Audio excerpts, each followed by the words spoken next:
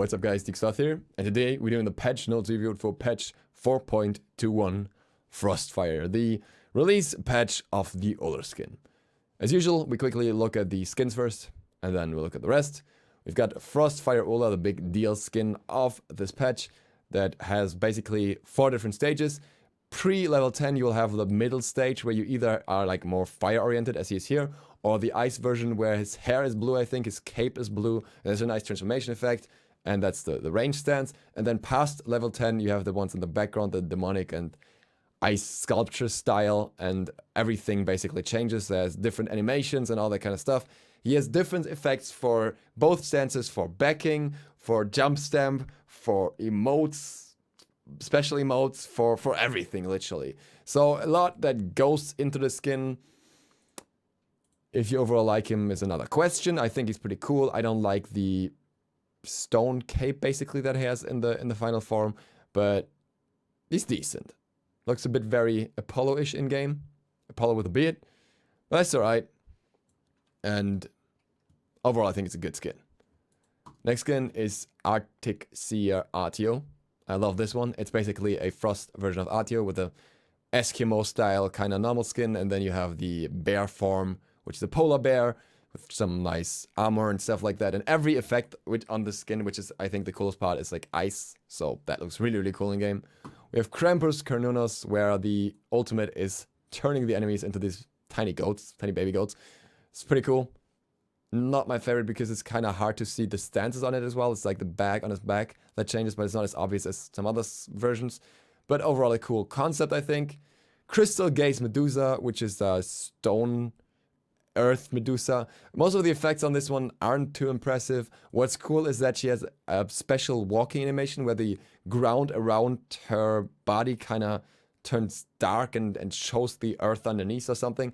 So that looks pretty cool. So that's a nice special effect. We have Fallen Angel Nike, which is literally edgy, gothic, Thanatos wannabe Nike.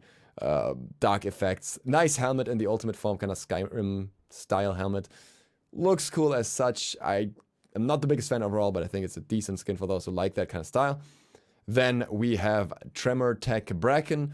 I think the skin looks really cool, and he has a special emote where you can surf on one of his shields, which I think is really cool. The downside to the skin, and I hope they change that, is that is 3. The tremors have like a visual effect that's like way over the top, different color changing that, well, it's just painful for the eyes to see that in game, and I hope they just tune that down a little bit before it goes live. We have Mercury Rocket Punch, which is literally Mercury with big robot hands. That's like the hydraulic pump hands or whatever. Kind of interesting concept where literally his body part is made bigger. It looks curious in game. I think it could be kind of cool with crits, though I like Modern Messengers better because I feel like the neck on this one looks a little weird. We have Hrx Loki, which is basically just Rivals Loki in blue. And we have a tier 2 Noah skin, actually. I'm surprised it says tier 2 here, because I am pretty sure this is a tier 3. Is this Emperor? Jade Emperor Noah or something? I'll check the exact name a bit. But she has her own voice pick, so I thought she was gonna be a tier 3 at least. It's called tier 2 here. Maybe they changed the mind later and gave her own voice pack, because the overall abilities look kind of similar to the default. Let's check the name, Empress Noah. So a bit surprised about that one. We'll see. Quick voice pack test. As usual, the audio for this might be a little louder, so turn down your headphones if you're wearing them. I was born of ice and forged of fire. Mastering my elements will bring forth my untapped power and save this world from damnation. That's a The quick... chills of winter are here to stay. Oh, I'm sorry. Am I cramping your style? His whole voice pack is like that, by the way. Super loud and dark. I have the crushing force of 1,000 boulders.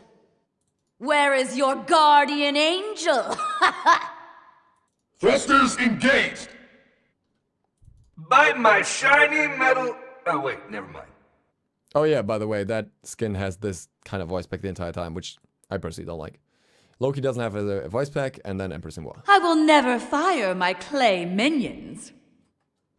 Alright, Then we get a lot of stuff of that in the Odyssey. We got the FROSTFIRE ULLR with the level up with a jump stamp and the recall skin. We got the Arctic Sea Arty with the Krampus Carnonos, Crystal Gaze Medusa, Fallen Angel Nike, Fire and Ice Hut theme, which looks really cool in game. I really like that one. Ember Storm level up FX. Oh, that's also something that for ULLR exclusively, this has two forms. If you level up in Fire Stance, it looks different from Ice Stance. For everyone else, it's just the Ice Stance. Let It Snow Fountain Effects, haven't seen that actually. And a cutesy Recall, haven't seen that either. Then we have some new Odyssey quests as usual. Then we have dance emotes for Ardio, Carnonos, and Nike. Nike is super, super weird. And that brings us to the balance changes. There's literally one balance changes patch. That is Stone of Gaia. Stone of Gaia, increased cost from 2,000 to 2,100. No surprise if you've been following the pro scene, if you've been playing on a higher level of ranked, if you've been playing ranked in general, if you've been playing casuals, literally anywhere you will see Stone of Gaia being built a lot more frequently than before, often as like a third, fourth, fifth slot item, and yeah, it's very popular, very strong, and it gets a slight nerf here. No surprise, nothing bad, totally fine, 100 gold. In terms of guard balance, this is the mana patch, and that's pretty much all it is for almost all changes. I talked about this a while ago in a video that we do not really have, or that I think we do not really have the crazy amount of power creep in Smite, but we have a ridiculous amount of mana creep, with all the new gods having very low mana cost and the older one having higher, and they have to be reduced over time. And that's exactly what's happening this patch to everything. Noxious Fumes decreased mana from 60 to 100 to 60 to 80. Here it could actually be interesting to see if there might be any benefit in maxing Noxious Fumes over the dash. Now, I doubt it. I'm not so sure though. Like, maybe depending on the situation. The point that was made by Hindu, I think, was that you can use the damage from Noxious Fumes to secure objectives relatively easily, because it's a lot of ticking damage, and if they stay in there like a Gold Fear Fire Giant, that damage is gonna tick. So maybe there's a purpose for that in that regard now, maybe a quick objective burner that people didn't think of really, and then use the ultimate to secure it or something. We'll see, but I think a good adjustment in terms of mana cost. The second one is actually huge, because it's just the biggest mana change you've ever seen. It's like Bacchus, Chuck, decreased mana cost from 40 to 140 to 40 to 60. So literally more than half of the mana cost here is taken off. It's literally a total of 80 mana cost taken from this ability at max rank. If you previously maxed Chuck, you would get the extra protections and all this stuff. It was really nice for that, but it was just annoying because the mana cost would go up so high. And as such, many people opted into maxing the 3 regardless, just because of mana cost. Now, maxing the Chug second will be a lot more beneficial in that regard, because you're just not burning all your mana anymore, and that's really nice.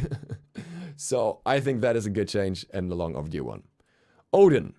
Odin gets the actual nerf this patch. Ring of Spears, decreased duration from 6 seconds to 5 seconds. Also, one of the changes I am very fine with. I think Odin is a very dominant character in certain areas, and anti-heal in a big cage is one of them.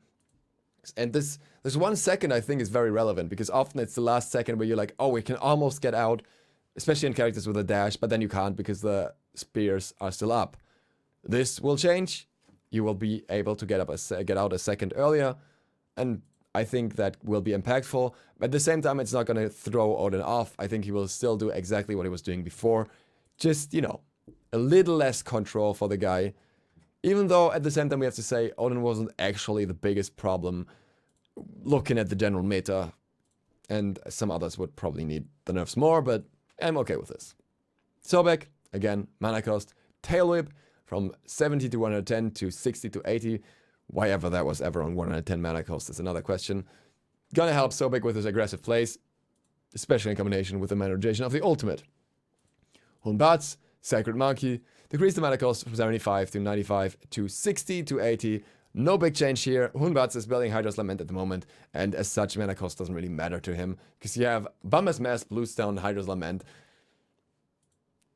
You know. And Sacred Monkey can be the second ability max, but it's never going to be the first one. And often that will be the one instead and not the Sacred Monkey. So by the time you've reached the max rank here, it's also not that relevant. The benefit is more in the lower ranks here. Obviously, it's 15 flat off everything. So In the beginning of the game, you'd use a little less mana for that. But again, I don't think mana was the biggest problem for him, but so I don't think that should change anything for him. And Isis gets the double mana cost reduction, Spirit Ball from 70 to 110 to 70 to 90, and Dispel Magic from 80 to 100 to 60 to 80. Again, I think this can benefit her, not gonna drastically change her place in the meta, but something that I overall appreciate. I think it's good to have more of a balanced mana cost across the field, and it's something that can be done before HRX without really breaking any gods unless they're like super dependent on mana. Talk about mana, who wasn't nerfed was Kukulin. That guy doesn't even need mana. So, yeah, you know how I feel about that. And also, I am mildly bothered with the fact that ULLR didn't get any nerfs either. I mean, yeah, sure, he's getting a skin now, so he should be strong, so people play him. But we have all realized by now, I think, that the ULLR buff was maybe a little bit too much.